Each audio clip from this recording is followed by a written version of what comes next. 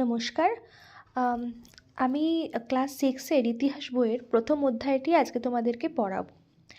যে সমস্ত স্টুডেন্টরা স্কুল বা টিউশন পড়ার ফাঁকে মনে হয় একটু বেশি ভালো করে যদি কেউ বুঝিয়ে দিত, তাহলে চ্যাপ্টারটা বুঝতে সুবিধা হতো এবং কোন কোয়েশ্চেনগুলো সম্ভাব্য পরীক্ষায় আসতে পারে আগামী পরীক্ষার জন্য, সেগুলো যদি কেউ বলে দিত সুবিধা হতো। সেই সমস্ত স্টুডেন্টদের জন্য আমার এই আজকের ভিডিও। যারা এই ভিডিওটা দেখছেন বা শুনছেন, যদি কারোর মনে হয় যে আপনার আত্মীয় পরিজনের মধ্যে এমন কেউ আছে যে নিজে বাড়িতে বসে পড়াশোনা করে অথবা এক্সট্রা একটু স্পেশাল গাইডেন্সের দরকার আছে, তাহলে আমার এই ভিডিওটা তাদের কাছে পৌঁছে দেবেন। আশা করি উপকার হবে। চলো তোমাদেরকে আজকে পড়ে শোনাই ক্লাস 6 এর ইতিহাস বইয়ের প্রথম অধ্যায়টি, যেটার নাম হচ্ছে ইতিহাসের ধারণা। আমি প্রত্যেকটি পেজ পড়ানোর সাথে সাথে যে সমস্ত কোয়েশ্চেনগুলো ইম্পর্টেন্ট সেগুলো তোমাদেরকে বলবো, তোমরা খাতায় লিখে নিতে পারো। পরবর্তী ভিডিওতে আমি চেষ্টা করব তোমাদেরকে কোয়েশ্চেন আনসারগুলো লিখিয়ে দেওয়ার অথবা দাগ দিয়ে দেওয়ার, কিন্তু এই মুহূর্তে সেটা পসিবল হচ্ছে না। তার জন্য আমি মুখে মুখেই তোমাদেরকে বলে দেব। তোমরা নিজেদের টেক্সট বইটা দেখো এবং আমার কথাগুলো শুনতে থাকো। যে কোয়েশ্চেনগুলো তোমাদেরকে আমি বলবো সেই কোয়েশ্চেনগুলো লিখেও নেবে এবং কোনখান থেকে কোন পর্যন্ত তার উত্তর হবে তোমাদেরকে আমি বলে দেওয়ার বা বুঝিয়ে দেওয়ার চেষ্টা করব। দীর্ঘ 8-10 বছরের পড়ানোর অভিজ্ঞতা থেকেই আমার আজকের এই ভিডিওটা বানানো, এবং যে কোয়েশ্চেনগুলো খুবই ইম্পর্টেন্ট বা পরীক্ষাতে আসে, সেটা ছোট হোক বা বড় হোক, আমি সমস্তভাবেই তোমাদেরকে ব্যাখ্যা করে দেওয়ার চেষ্টা করব। তারপরেও যদি তোমাদের কাছে কোনো কোয়েশ্চেন থাকে বা মনে হয় যে কোনো জিনিস জানার তোমাদের আরও ইচ্ছা আছে, তোমরা পার্সোনালি আমাকে কমেন্টে জানাতে পারো। আমি চেষ্টা করব পরবর্তী ভিডিওগুলোতে সেগুলো ঠিক করে দেওয়ার। চলো আজকে শুরু করা যাক। বছরের শুরুতে একটা নতুন বই, ইতিহাসের বই। অনেকেই হয়তো ভাবছো যে ইতিহাস পড়তে খুব পড়তে হবে, মুখস্থ করতে হবে, মনে রাখতে হবে অনেক নাম, সাল, তারিখ। অথচ যদি গল্পের মতো সহজে পড়া যায় ইতিহাস বইটা, যদি থাকে অনেক ছবি, মজার কথা, অজানা কথা, তাহলে আনন্দ করে পড়া যায় ইতিহাস বইটা। ইতিহাস শব্দের একটা মানে পুরানো দিনের কথা। তাহলে এই লাইন থেকে আমরা জানতে পারলাম কি ইতিহাস শব্দের মানে পুরানো দিনের কথা। আর পুরানো দিনের কথা শুনতে নিশ্চয়ই তোমরা ভালোবাসো। চলো দেখা যাক গল্পের মতো মজা পাওয়া যায় কি না ইতিহাস পড়ে। ক্লাস 5-এর আমাদের পরিবেশ বইতে রবির দাদুর কথা সবার মনে আছে নিশ্চয়ই। দাদু একদিন রবির বন্ধুদের বাড়িতে ডাকলেন। বিকালে দল বেঁধে গেল সবাই দাদুর কাছে। গল্পের মাঝখানে দাদু উঠে গিয়ে 3টে জিনিস নিয়ে এলেন। একটা পাথরের শিলনোড়া, একটা লোহার হামানদিস্তা আর একটা মেশিন। পলাশ জানতে চাইল মেশিনটা কী কাজে লাগে।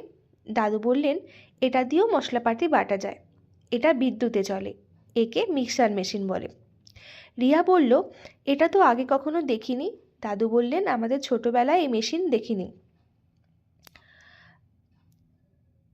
শুধু শিলনোড়া আর হামানদিস্তা দেখেছি। তখন অবশ্য পাথরের হামানদিস্তাও ছিল। তাহলে এই প্রথম পেজ বা প্রথম পাতাটি পড়ে আমরা কী কী কোয়েশ্চেন জানতে পারলাম। প্রথমত, ইতিহাস মানে কি, ইতিহাস শব্দের মানেটা কি? কি উত্তর হবে তার? এর মানে হচ্ছে পুরানো দিনের কথা। আশা করি তোমরা লাইনটা খুঁজে পেয়েছো, কোথায় আছে উত্তরটা।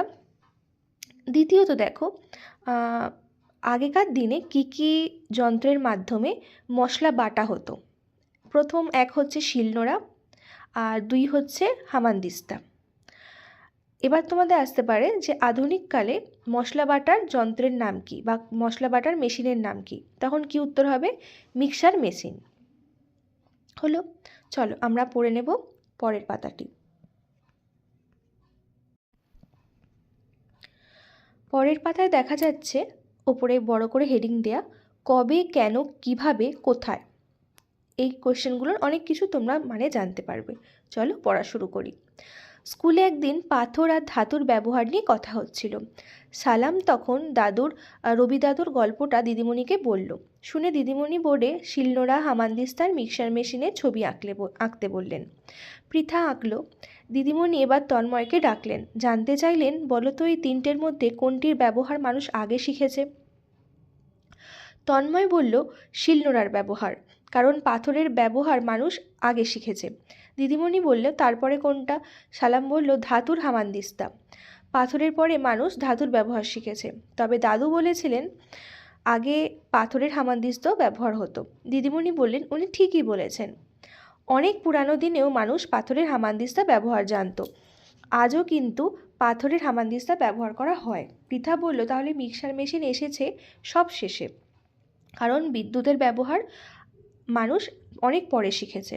দিদিমণি বললেন, এটাই ইতিহাসের গল্পের গোড়ার কথা। কোনটা আগে কোনটা পরে, মানে সময়ের হিসাব কবে কোনটা এসেছে সেটা প্রশ্ন করা। মানুষ, ঘটনা বা জিনিস সেটা কবে এলো।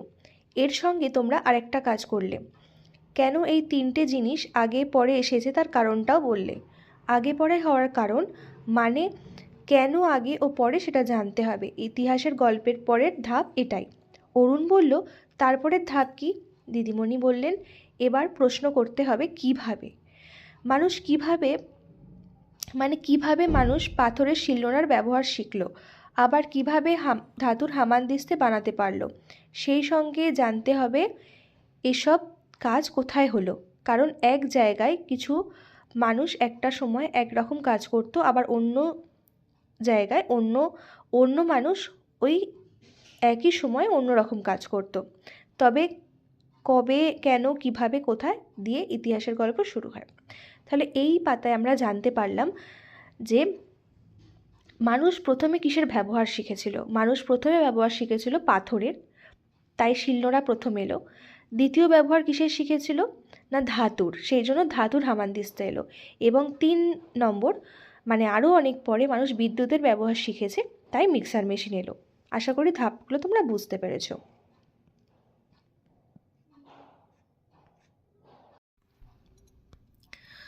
চলে এলাম পরের পাতায়, 4 নম্বর পাতা। আজকে তোমাদেরকে যে পেজটা পড়াবো বা যে গল্পটা পড়াচ্ছি অনেক দিন আগের কথা। দেখো, শ্যামল একটা গল্পের বই পড়ছিল। অনেক দিন আগে ওখানে জঙ্গল ছিল না, সুন্দর একটা বাড়ি ছিল। শ্যামলের মনে হয়েছিল অনেক দিন আগের কথা জানা যায় কিভাবে। ইতিহাস ক্লাসেও দিদিমণিকে সেটাই জানতে চাইল। দিদিমণি বললেন, অনেক দিন আগের কথা সবটা জানা যায় না। পুরানো দিনের লেখা পড়ে, ছবি দেখে জানা যায় কিছু কথা। বয়স্ক মানুষদের কথা শুনে কিছুটা জানা যায়, তবে যদি খুব পুরানো দিনের হয়, যে সময় ছবি নেই, লেখা নেই, সে সময়ে কোনো মানুষ আজ বেঁচে নেই, সেই সব দিনের অনেক কথাই ইতিহাস বইয়ে পড়ে জানা যায়। আবার গল্পেও অনেক পুরানো দিনের কথা লেখা থাকে, তবে মনে রেখো, গল্পের বইতে লেখা পুরানো দিনের সব কথাই ইতিহাস নয়। ধরো, রূপকথার গল্পে তোমার ডানাওলা পক্ষীরাজ ঘোড়ার কথা মনে পড়ে, তেমন ঘোড়া কিন্তু অনেক দিন আগে ছিল না, সেটা মানুষের মনের কল্পনা। ইতিহাসের কথা তেমন মন গড়া নয়, তাই পুরানো দিনে যেসব কথা গল্পে থাকে তা সবসময় ইতিহাস নয়। ধরো, আদিম মানুষ ডানাওলা ঘোড়ায় চড়ে উড়ে বেড়াতো, এমন কথা কোনো ইতিহাস বইতে লেখা থাকবে না। তাই ইতিহাসের মতো গল্পের মতো হলেও সত্যি। এরপর দেখো, তোমরা বাঁদিকে টুকরো কথা আছে। ইতিহাস বইয়ে সাধারণত টুকরো যে কথাগুলোতে দেয়া থাকে সেগুলো খুবই ইম্পর্টেন্ট হয়। মনোযোগ সহকারে তোমরা টুকরো কথাটা অবশ্যই পড়বে। পড়ার ফাঁকে বলে দিই, নদীমাতৃক সভ্যতা কাকে বলে, এই কোশ্চেনটা কিন্তু অনেক বছর বারবার রিপিটেডলি আসে। তাই যারা আমার এটা পড়ছো বা মন দিয়ে ক্লাস করছো, তারা অবশ্যই খাতায় নোট ডাউন করে রাখবে, নদীমাতৃক সভ্যতা কাকে বলে এই কোশ্চেনটি। দেখো কি বলছে, সে কবে থেকে মানুষ নদীর ধারে থাকতে শুরু করেছিল, নদীকে ঘিরেই তাদের রোজগার বেশিরভাগ কাজ চলত। পুরানো দিনের অনেক সভ্যতা নদীর ওপর নির্ভর করেই তৈরি হয়েছিল। সেই সব সভ্যতার কাছে নদী ছিল মায়ের মতো, তাই সেগুলোকে নদীমাতৃক সভ্যতা বলা হয়। মাতৃক মানে মায়ের মতো। সেখানকার লোকজনের কাজকর্মে নদীর গুরুত্ব ছিল সবচেয়ে বেশি। তাহলে তোমাদের যদি কেউ জিজ্ঞেস করে নদীমাতৃক সভ্যতা কাকে বলে, কোয়েশ্চেনে যদি আসে, তোমরা আশা করি লিখতে পারবে এই প্যারাটা। চলো দেখি 1.2-তে কী লেখা আছে। ইতিহাসের কথা, মানুষের কথা। আবার একদিন বিকেলে সবাই মিলে গেল রবি দাদুর কাছে। দাদুকে বলল, দিদিমণি গল্প আর ইতিহাস নিয়ে কি বলেছেন? দাদু বললেন, তাই তো, গল্পের বইতে শুধু বলা থাকে অনেক দিন আগের কথা, কবেকার কথা সেটা ঠিকমতো বলা থাকে না, কিন্তু ইতিহাস বইতে কোনো না কোনো সময়ের হিসেব থাকে। অরুণ বলল, আচ্ছা দাদু, ইতিহাসে খালি মানুষের কথাই বলা থাকে কেন? দাদু বললেন, মানুষ ছাড়া আর কেউ যে পুরানো দিনের কথা জানতে চায় না। বাঘ, সিংহ, গরু, ছাগলদের তো বাবার নাম, মায়ের নাম, ঠাকুরদাদার নাম এইসব জানতেও চায় না কেউ। মানুষই যেসব জানার দরকার হয়। তাই মানুষকে পুরানো দিনের কথা জানতে হয়। পুরানো দিনের কথাই ইতিহাসের কথা। তাই ইতিহাসে বেশিরভাগ মানুষের কথাই থাকে।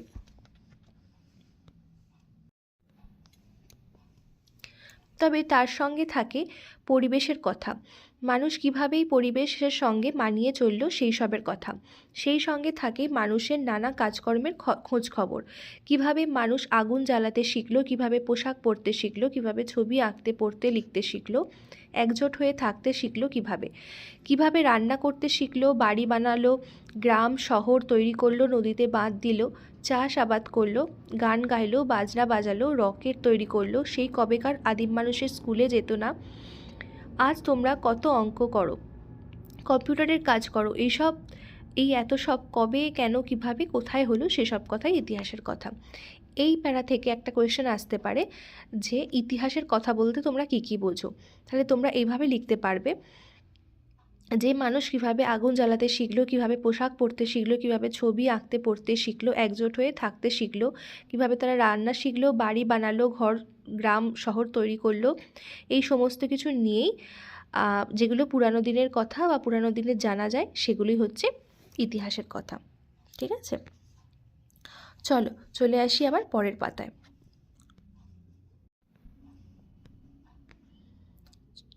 দেখো 1.3-তে বলছে ইতিহাস আর ভূগোল।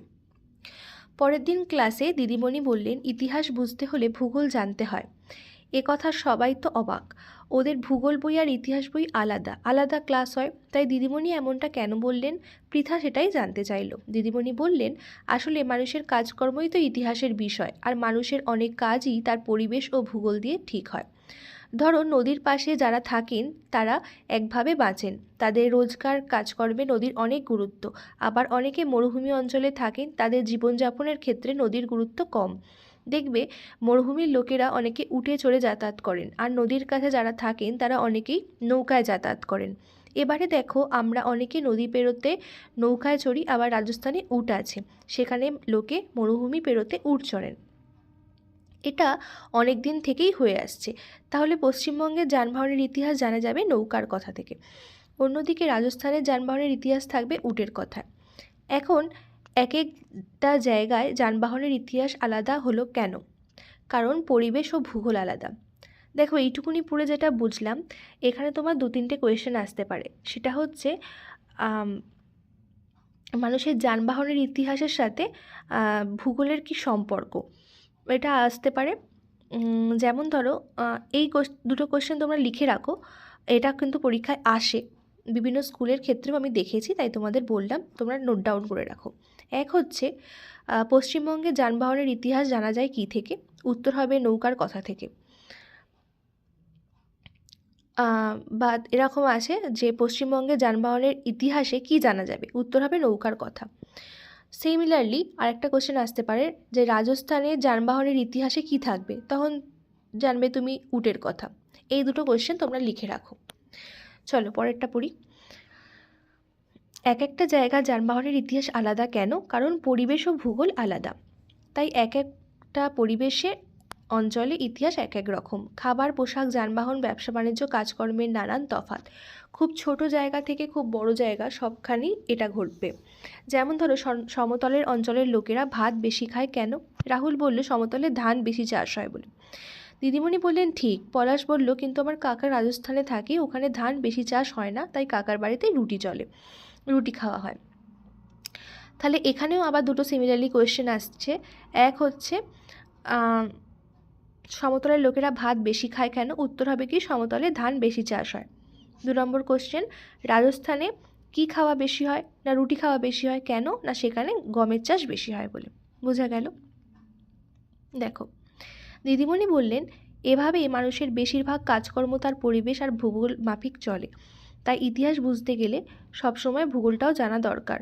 মনে আছে ইতিহাসের গল্পের দুটো কথা ছিল, কেন এবং কোথায়। সেই কেন এবং কোথায় জানার জন্যই পরিবেশ আর ভূগোল জানা দরকার।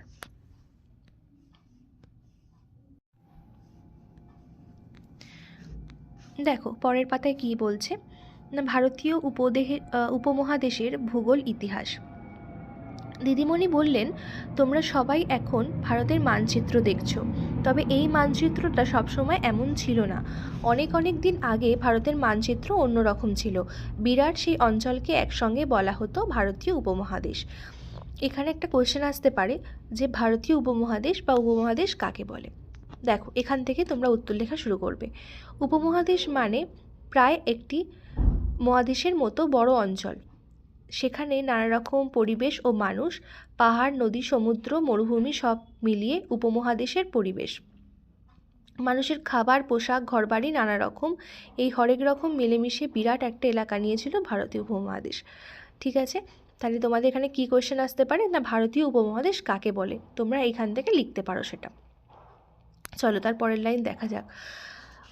ভারতীয় উপমহাদেশের উত্তর দিকে ছিল পাহাড়ি অঞ্চল, সিন্ধু ও গঙ্গা নদীর দুপাশের বিরাট সমভূমি অঞ্চল, বিন্ধ্য পর্বতের দক্ষিণ দিকে তিনকোনা অঞ্চল। এই নিয়ে তৈরি হয়েছিল ভারতীয় উপমহাদেশের ভূগোল। এবার যদি তোমাদের ভারতীয় উপমহাদেশের ভূগোল কী নিয়ে তৈরি হয়েছিল বলে, তাহলেও আশা করি তোমরা পারবে। কিভাবে লিখবে না ভারতীয় উপমহাদেশের উত্তর দিকে ছিল পাহাড়ি অঞ্চল, এইখান থেকে শুরু করে ভারতীয় উপমহাদেশের ভূগোল পর্যন্ত তোমরা লিখবে। দেখো, এরপর একটা কোয়েশ্চেন খুবই ইম্পর্টেন্ট আসতে পারে তোমাদের পরীক্ষায়, সেটা হচ্ছে ভারতবর্ষ বলতে কি বোঝানো হতো বা ভারতবর্ষ কাকে বলা হতো। তখন এখান থেকে তোমরা উত্তরটা লিখবে। দেখো, পড়ছি, মন দিয়ে শোনো। ভারতীয় উপমহাদেশকে একসময় ভারতবর্ষ বলা হতো।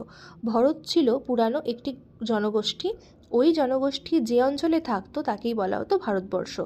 ভারত শব্দের একটি অর্থ ভরতের বংশধর। তবে ভারতবর্ষ বলতে সবসময় পুরো ভারতবর্ষকে উপমহাদেশকে বোঝাতো না। তাহলে যদি তোমাদেরকে বলে ভারতবর্ষ কাকে বলে, তাহলে তোমার এই দুটো লাইন লিখতে পারো।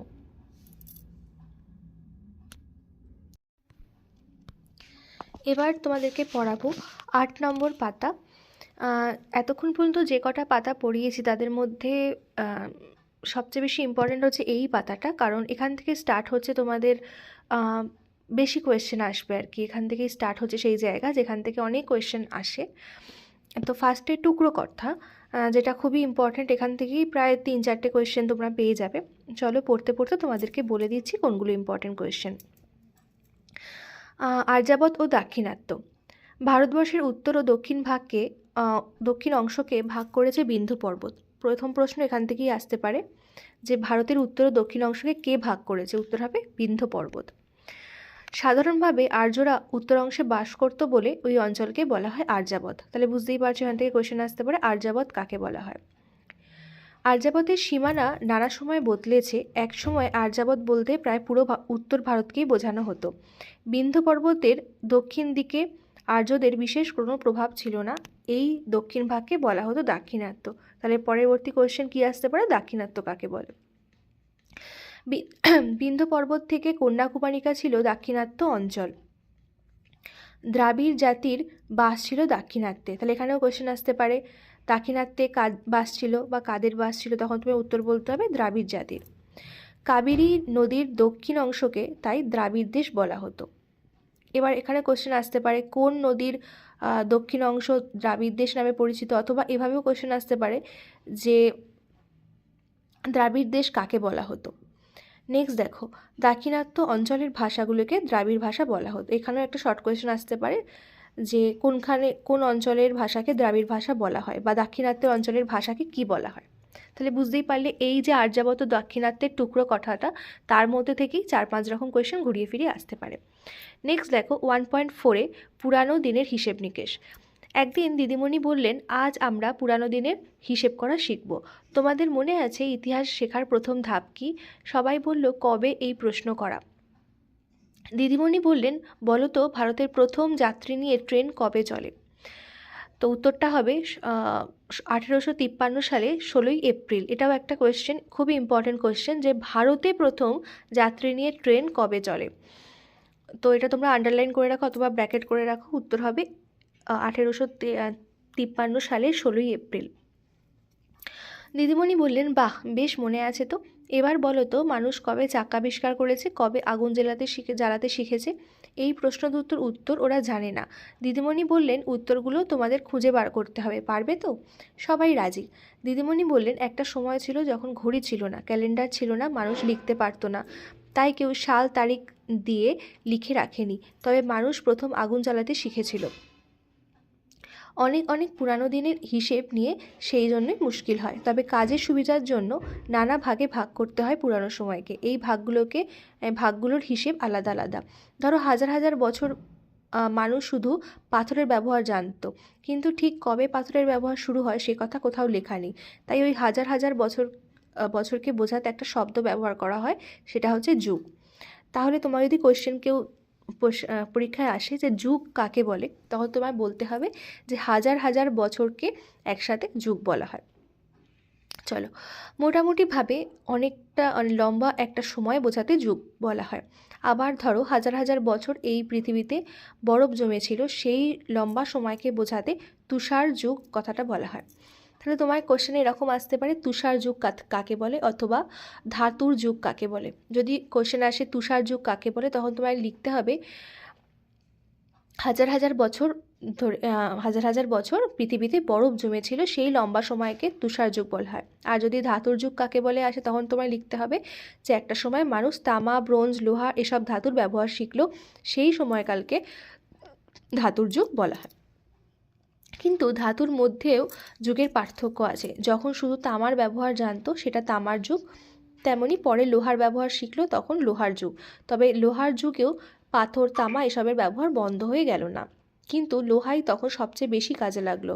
লোহার যন্ত্রপাতি ব্যবহার করেই মানুষ সহজে কাজ সারতে পারলো। ওই সময়কে বলা হতো লোহার যুগ। তাহলে এখান থেকেও বিভিন্ন কোশ্চেন আসতে পারে, যেমন ভারতে প্রথম যাত্রী নিয়ে ট্রেন কবে চলে, যুগ কাকে বলা হয়, তুষার যুগ কাকে বলা হয়, ধাতুর যুগ কাকে বলা হয়, লোহার যুগ কাকে বলা হয়, তামার যুগ কাকে বলা হয়। এই কোশ্চেনগুলো এখান থেকে আসতে পারে। কিন্তু ঠিক কবে কোন যুগ শেষ হলো এই সব প্রশ্নের উত্তর দেওয়াও সহজ নয়। তাই সেসবের উত্তর দিতে গিয়ে একটা কথা জুড়ে দেওয়া হয়, আনুমানিক। তার মানে অনুমান বা আন্দাজ করে নেওয়া হয়েছে এমন।